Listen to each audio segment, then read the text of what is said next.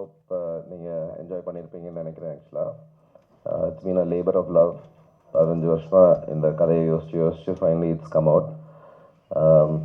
I am exhausted. So அதனால் என்னோட energy level கொஞ்சம் கம்மியாக இருக்கும். But I hope you all enjoyed it. Thank you.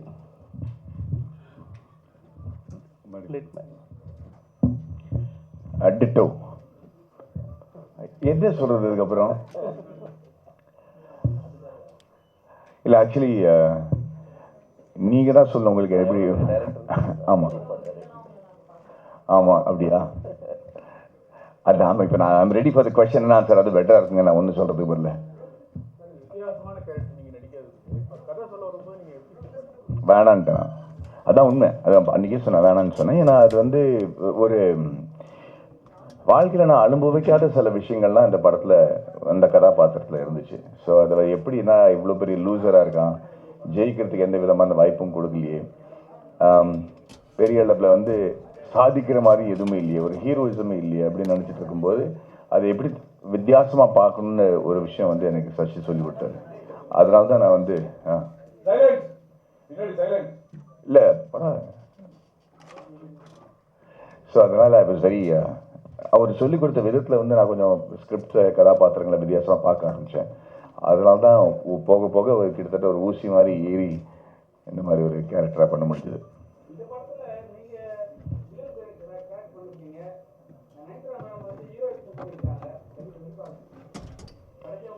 இந்த படத்தில் கதையே அதுதானே, யார் ஹீரோ யார் வில்லன், நீங்கள் எடுக்கிற முடிவு, சுயநல சந்தர்ப்பம் எல்லாத்துலேயும் வந்து நீங்கள் எப்படி டெசிஷன் எடுக்கிறீங்க அதுதான் முடிவு பண்ணுது. ஒருத்தருக்கு ஹீரோவாக இருக்கிறவங்க ஒருத்தருக்கு வில்லனாக இருப்பாங்க. அதே சமயத்தில் ஒருத்தருக்கு வில்லனாக இருக்கிறவங்க சில பேருக்கு நல்லவராக தெரிவாங்க. அதான் இந்த படத்தோட கதை, இந்த கருத்தோட அருமையை.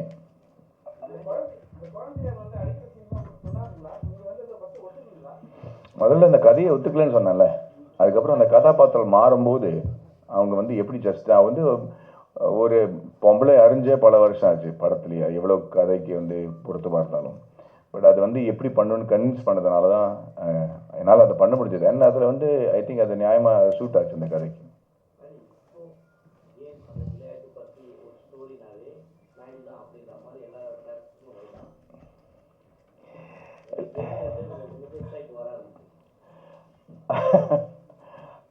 I don't know. நான் ஏற்கனவே ஒரு 14 வருஷத்தை 4 படம் தான் சார் பண்ணியிருக்கேன். அதனால் அது எதை வச்சு முடிவு பண்ணுறாங்கன்னு எனக்கு தெரில. But I'm happy. என்னை பற்றி யோசிச்சாலே பெரிய விஷயம் எனக்கு. நல்லது. ஒரு நிமிஷங்க.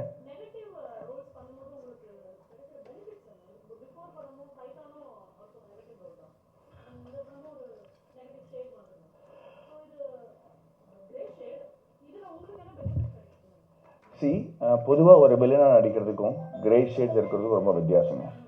ஏன்னா பொதுவாக ஒரு வில்லனா வந்து நான் செய்கிற செயல்லாம் தப்பான செயல், நான் வந்து நகை கடிச்சு அடிக்கிறது, தேவையில்லாத நெகட்டிவ் திங்ஸ் சொசைட்டியில் பண்ணுறது வந்து ஒரு வில்லன். அது வேற. ஒரு கதாபாத்திரத்தில் இறங்கி சமுதாயத்துக்கு விரோதமாக செய்கிற சில விஷயங்கள் வந்து ஒரு நெகட்டிவ் கேரக்டர் ஆகும்போது அது வந்து ஒரு நடிகனுக்கு வந்து சேலஞ்சான விஷயம் தான். ஸோ ஒரு சாக்லேட் பாய் அப்படின்னு சொல்லிட்டு இருக்கும்போது இப்போ திடீர்னு ஒரு ப்ரொஃபஸர் இல்லாட்டா ஒரு சயின்டிஸ்ட் இல்லாட்டா ஒரு நெகட்டிவ் ஷேட் அப்படிங்கிற பல வித்தியாசமாக நவரசனங்களும் நம்ம பண்ண முடியுமா அப்படிங்கிற ஒரு சேலஞ்ச் எடுத்துக்கிட்டு தான் அந்த மாதிரி கேரக்டர்ஸ் நம்ம ஒத்துக்கிறோம். இது ஆக்சுவலி ரொம்ப முன்னாடியே வர வேண்டிய படம். பட்டு அதான் சொன்னேன், எல்லாமே சேர்ந்து இந்த வருஷம் வருது. ஸோ அடிக்கடி நம்ம வந்து சந்திக்கிறதுக்கு ஒரு சந்தர்ப்பம் கிடைக்க போகுது இந்த வருஷத்தில். பட் அகெயின் இட்ஸ் நாட் நான் நெகட்டிவாக பண்ணணும், இல்லை நான் ஹீரோவாக நடிக்கணும், அது மாதிரி இல்லை. ஒரு கதை நம்ம கேட்டோன்னா உடனே இந்த கதையை சொன்னால் நல்லாயிருக்கும், நான் சொன்னால் நல்லாயிருக்கும் அப்படிங்கிற ஒரு ஃபீலிங் வரதுனால தான் நம்ம ஒத்துக்கிறோம். சில சமயம் இட்ஸ் நெகட்டிவ் சைட், சில சமயம் இட்ஸ் சயின்டிஸ்ட், சில சமயம் இட்ஸ் பயோபிக்.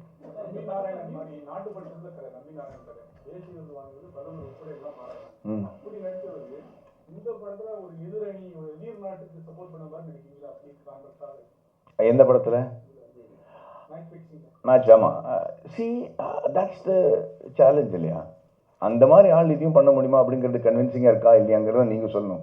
நான் பண்ண முடியும்னு நினச்சி தான் பண்ணேன். அண்ட் ஐ திங்க் ஒரு நடிகனை மட்டும் தான் பார்க்கணும். வேறு நான் வந்து I'm not a Guru, I'm just ஒரு ஆக்டர் இல்லையா? That's how I should be seen.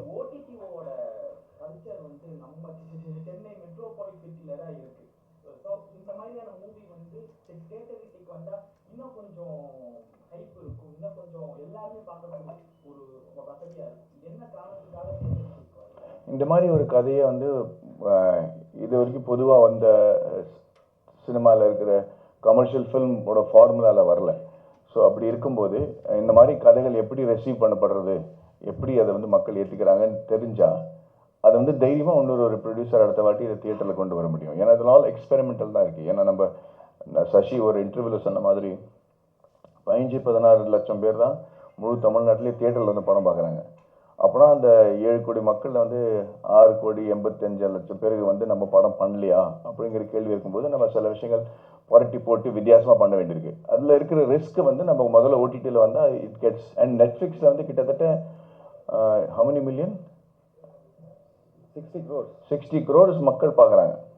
அதனால் இப்போ ஹிந்திலேயே நிறைய ரிவ்யூஸ் வந்துருச்சு. இப்போ பயங்கரமாக ஹிந்தியில் ரிவ்யூ வந்திருக்கு. படம் ரிலீஸ் ஆகி அரை மணி நேரத்துலேயே வந்து கிட்டத்தட்ட 30 ரிவ்யூஸ் வந்துருச்சு ஹிந்தியில் கூட. ஸோ அப்படி இருக்கும்போது அது ஒரு வித்தியாசமான எக்ஸைட்மெண்ட். அதான்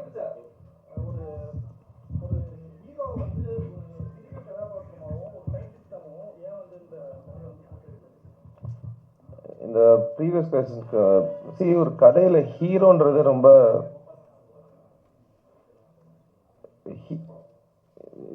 the word you should use is protagonist. Hero கிடையாது. ஐ மீன் இதில் அர்ஜுன் ஹீரோ. பட் இந்த கதையோட ப்ரொட்டாகனிஸ்ட் யாருன்னா சரான்ற கேரக்டர் தான். அவர் தான் சூத்திரதாரர். அவர் பண்ணுறதுனால தான் கதை மூவ் ஆகுது. ஸோ இட்ஸ் டெக்னிக்லி நம்ம வந்து ஹீரோ வில்லன்ற அந்த கோட்பாடுக்குள்ளே பார்த்தீங்கன்னா அப்படி தெரியும். பட் இந்த படத்தோட ப்ரொட்டாகனிஸ்ட் யாருன்னா அது மாதவன் தான் ஆக்சுவலாக. So he is the central character.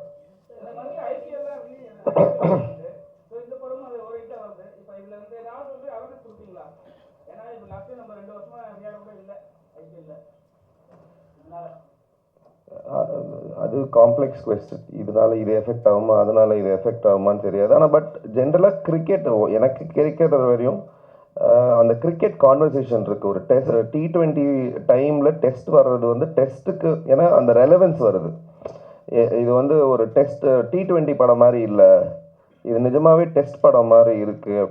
ஸ்லோவாக அது ருசிச்சு அந்த அதெல்லாம் இருக்கும் அந்த படத்தில் ஆக்சுவலாக. ஸோ அந்த கம்பேரிசனில் இந்த படம் ஒரு குவாலிட்டேட்டிவாக நீங்கள் வந்து எந்த கிரிக்கெட்டரை கேட்டிங்கனாலும் எந்த ஃபார்மேட் பிடிக்கும்னு சொன்னாங்கன்னா அவங்க வந்து எனக்கு டெஸ்ட் கிரிக்கெட் தான் பிடிக்குன்றாங்க ஆக்சுவலாக.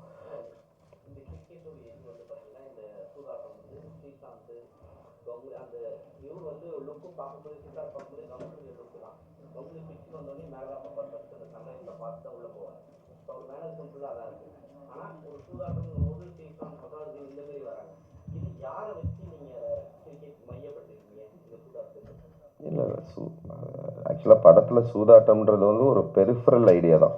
அது வந்து சென்ட்ரல் ஐடியாவோ அது எப்படி நடக்குது, யார் இதில் இன்வால்வ்டுன்றது ஐடியா கிடையாது. அது அவங்கனால ஒரு கிரிக்கெட்டருக்கு ஒரு டெஸ்ட் வருது. அந்த டெஸ்ட்டில் அவர் வந்து அந்த அந்த எடை போடணும். அவர் பையன் முக்கியமா இல்லை அந்த கேம் முக்கியமான்ற ஒரு டெஸ்ட் வருது. ஸோ அது வந்து ஒரு ஸ்டார்டிங் பாயிண்ட்டை தவிர அது படத்தோட சென்ட்ரல் ஐடியாவே கிடையாது ஆக்சுவலாக. அண்ட் இந்த கிரிக்கெட்டர் வந்து ஆக்சுவலாக இந்த க்ளோஸாக கவனிச்சிங்கன்னா இந்தியாவில் விளையாடின நிறைய கிரிக்கெட்டர்ஸோட ரெஃபரன்ஸ் வரும். அவரோட குருவும் சச்சின் டெண்டுல்கரோட குரு சொல்லியிருப்பாரு, விளையாடின எந்த மேட்சும் பார்க்கவே மாட்டாங்க, ஒன்றும் தப்பான ஆல் த பேட் திங்ஸ் மட்டும் நோட் பண்ணியிருப்பாங்க. அந்த ரெஃபரன்ஸ் வந்து சச்சின் கிட்டேருந்து வந்தது. விவிஎஸ் லக்ஷன் வந்து அவர் ஹைதராபாத்தில் விளையாடுறதுக்கு முன்னாடி ப்ரீவியஸ் நைட் சொன்னாங்க நீங்கள் டெஸ்ட் கிரிக்கெட்டில் ரிட்டையர் ஆகிடணும்னு. ஸோ அந்த மாதிரி படத்தில் எல்லா கிரிக்கெட்டர்ஸ்க்கு நடந்த சில விஷயங்கள் வந்து ஒரு இன்ஸ்பிரேஷனாக வந்து ஒரு கிரிக்கெட்டரை ரெப்ரசென்ட் பண்ணமே தவிர ஒருத்தர்ன்றது கிடையாது.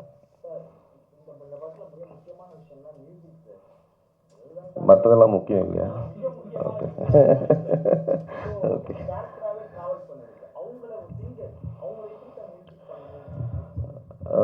ஆக்சுவலி நாங்கள் 2 பேருமே புதுசு இல்லையா. நான் வந்து அவங்களும் ஆர்கிடெக்ட் ஃபஸ்ட்டு, அதனால தான் எங்களோட கனெக்ஷன். அவங்க வந்து காலேஜில் ஸ்டூடெண்ட்டாக இருக்கும்போது நான் அவங்களுக்கு ப்ரொஃபஸராக இருந்திருக்கேன். ஸோ 2 பேரும் ஆர்கிடெக்சர்லேருந்து ஃபிலிம் இண்டஸ்ட்ரிக்கு வந்து அப்புறம் அவங்க நிறைய பாடல்கள் எங்கள் படத்துக்கு பாடியிருக்காங்க ஆக்சுவலாக.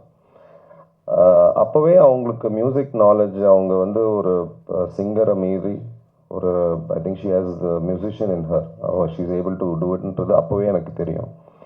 இன்னொன்று என்னென்னா எனக்கு வந்து I needed somebody to experiment. நம்ம யூஸ்வலாக நோட்ஸ் கொடுத்துட்டு இந்த பார்லேருந்து இங்கே பார் வரணும், அந்த ஒரு சீனை ஃபுல்லாக ஃபில் பண்ணணும் அப்படின்றது இல்லாமல் ஒரு மியூசிக்கை ஒரு கேரக்டராக ட்ரீட் பண்ணி, ட்ராமா இருக்கும்போது மியூசிக்கை எடுத்துகிட்டு plot or movement. So there's a lot of structural things we tried. Typical musical treat பண்ணல. So I wanted somebody to experiment. So அவங்க நியூயார்க் போயிட்டு 2 வருஷம் படிச்சுட்டு she came, we wanted new sounds. So அந்த மாதிரி ஒரு கொலாபரேட்டிவ் பார்ட்னர் வேணுன்றதுக்காக தான். So எனக்கு வந்து அவங்க 3 வருஷம் நான் ஃபஸ்ட்டு ஸ்கிரிப்ட் எழுதி முடித்து இதை கண்டிப்பாக பண்ணணும்னு டிசைட் பண்ண உடனே அவங்களுக்கு தான் நான் ஃபஸ்ட்டு ஸ்கிரிப்ட் அனுப்பி, ஆக்சுவலாக ஸ்கிரிப்ட் ஸ்டேஜ்லேயே ஃபுல் படத்துக்கு பேக்ரவுண்ட் ஸ்கோர் பண்ணிட்டோம். அந்த சீனை படித்து வினியூ இதுதான் மூட் ஆஃப் த ஃபில்ம் அப்படின்றது வந்து. ஸோ ஃபர்ஸ்ட் டைம் படத்தோட background score was completed at a scripting stage.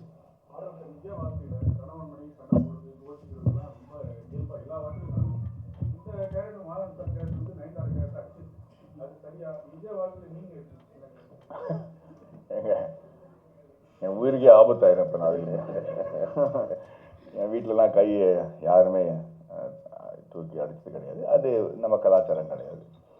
இந்த இந்த இந்த படத்தில் வந்து அவன் அடிக்கும்போதே தன்னோட மனசாட்சியை தன்னோட தூர போக வச்சுட்டான் அப்படிங்கிறத நம்ம ரொம்ப அழகாக காட்டியிருப்பார். இன்னும் காளி வெங்கட்டோட கதாபாத்திரம் என்னோட மனசாட்சியாக தான் இருக்க போகுது. ஸோ அதை வந்து தூரம் போக போக நான் ஒரு மிருகமாக மாறுறேங்கிறது தான்.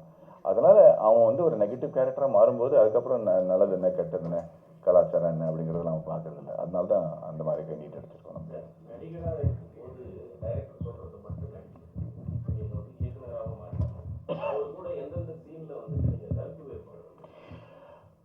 முதல்ல படம் ஸ்டார்ட் பண்ணும்போது தான் வந்துச்சே தவிர அதுக்கப்புறம் நான் வந்து ஒரு அடிமையாக ஒரு நடிகனாக தான் இருந்தேங்க. அதுதான் உண்மை. ஆக்சுவலி ஒரு நடிகனுக்கு அதுதான் இருக்கணும். நம்ம எவ்வளோ எக்ஸ்பீரியன்ஸ் இருந்தாலும் சரி, எவ்வளோ படங்கள் வந்து டைரக்ட் பண்ணாலும் சரி, ஒரு கதை வந்து ஒருத்தரோட விஷனாக தான் இருக்கணும். அதில் பல பேர் வந்து நுழைஞ்சு தன்னோட கருத்தை சொன்னாங்கன்னா கன்ஃபியூஸ் தான் ஆகிடுவாரே தவிர ஐ திங்க் இந்த மாதிரி கதை வந்து சசியோட விஷன் மட்டுமே தான். ஸோ அதில் வந்து எந்த விதமான டிஸ்பென்ஸோ ஆர்குமெண்ட்டோ வந்தது கிடையாது. அது இவர் என்ன நினைக்கிறாரு அதை நான் எப்படி பண்ணும் அப்படிங்கிறதா சேலஞ்ச் எனக்கு இருந்துச்சு.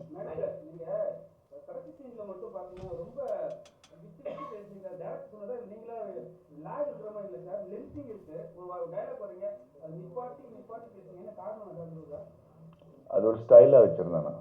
ஆமாம் ஆமாம். ஏன்னா அதில் வந்து மனசு வந்து ரொம்ப குழம்பு போன அப்புறம் அது எப்படி பேசுறது, என்ன வார்த்தை வருது அப்படின்னு தெரியாமல் தடுமாறுறது தான்.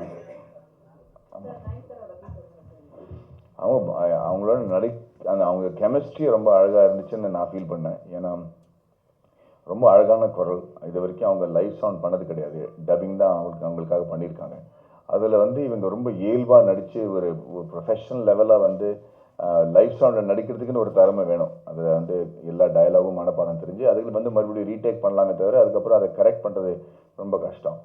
அண்ட் அதில் வந்து அவங்களோட நம்ம எதிர்பார்த்ததை விட ஃபாஸ்ட்டாக படத்தை முடிச்சு தினம் ஷூட்டிங் முடிஞ்ச அப்புறம் வந்து ஈவினிங்கில் நம்ம 6 மணிக்கு மேலே உட்காந்து ரெகுலர் பண்ணி பேசி I think it was a fabulous. She created a fantastic atmosphere on the set.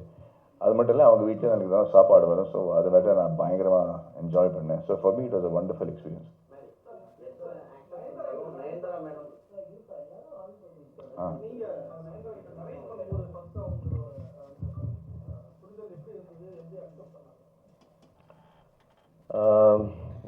Sometimes வந்து ஒரு character has to meet the actor.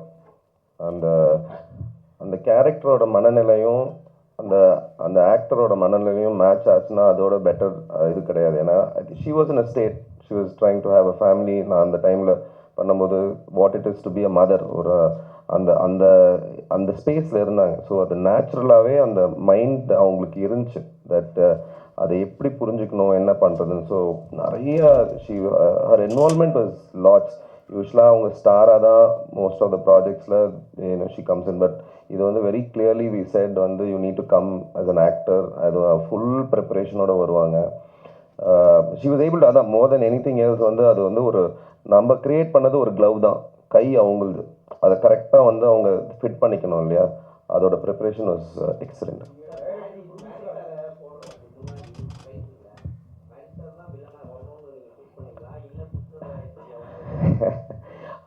அந்த படமும் நம்ம தானே பண்ணோம். ஃபஸ்ட்டு நான் அது வில்லன், நான் அது அந்த என்னால் அந்த வில்லன்ற வார்த்தைக்கு மீறி போக முடியல. அது வில்லன் கிடையாதுன்னு நினைக்கிறேன்.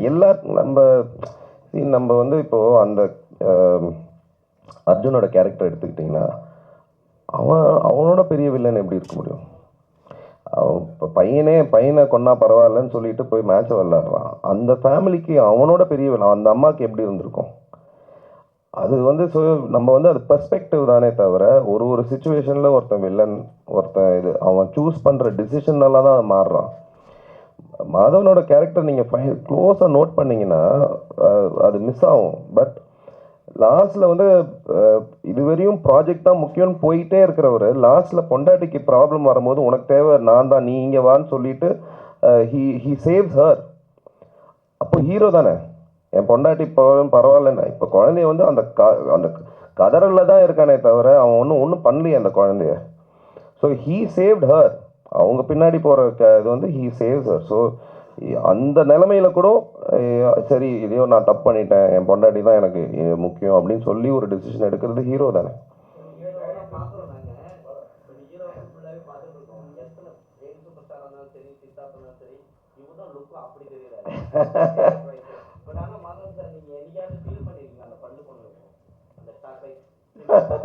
பல்லு போச்சா? இல்லைங்க, நல்லா இருக்கு. ஏதோ கிசு கிசுன்னு நினைக்கிறேன். அது நம்பாதீங்க.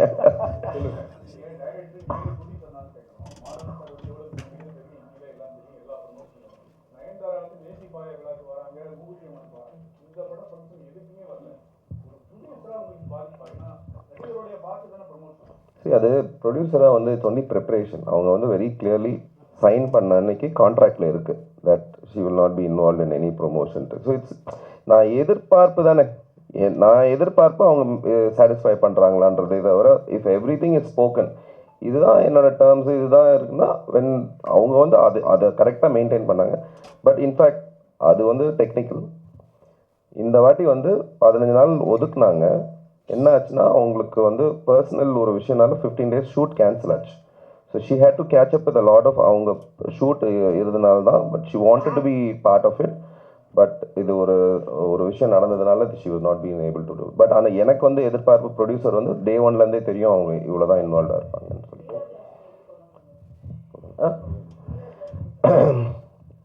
படத்தில் அந்த ஒரு சீன் பார்த்துருப்பீங்க. அந்த சீன் எழுதும்போதே வந்து அது எப்படி எழுதியிருந்தேன்னா ஒரு கேரக்டர் வந்து அவங்களுக்கே ஒரு பட்டாஸ் மாதிரி அவங்களே திரி வச்சுக்கணும். அவங்களே ஒரு ஸ்டேஜாக அந்த கேரக்டர் பில்ட் பண்ணி ஃபைனலாக வெடிக்கணும். அந்த கைண்ட் ஆஃப் கேலிபர் எங்கே அந்த எழுதும்போதே அந்த சீன் எழுதும்போது ஐ செட் அது சிங்கிள் டேக். ஆக்சுவலாக அவங்க அந்த 4 நிமிஷம் அவங்க வந்து ஸ்டார்டிங்லேருந்து கட் பண்ணியிருப்போமே தவிர பட் அவங்க சிங்கிள் டேக்கில் அவன் அடிக்கிற வரையும் அது சிங்கிள் டேக். அது ஆக்சுவலாக கீழே உழற வரையும் சிங்கிள் டேக். ஸோ அந்த லெவல் கேலிபர் ஒருத்தங்களுக்கு வேணும். அந்த ஒரு சீனில் வந்தால் கூட they need to say அப்படியே தூக்கி சாப்பிட்ணும் அந்த சீனை. ஸோ அந்த லெவல் யார் இருக்கான்னு பார்க்கும்போது எனக்கு ஃபஸ்ட்டு தோணுனது மீரா தான். இந்த 4 கேரக்டருமே நான் ஃபஸ்ட்டு எழுதும்போது இவங்க தான் எனக்கு வேணும்னு சொன்ன 4 கேரக்டரும் வந்தாங்க. அது காரணம் ஸ்கிரிப்ட் தான். ஓகே, தேங்க்யூ ஸோ மச்ங்க. I hope you enjoy it. Thank you. The villain in him dies, but he remains. Thank you.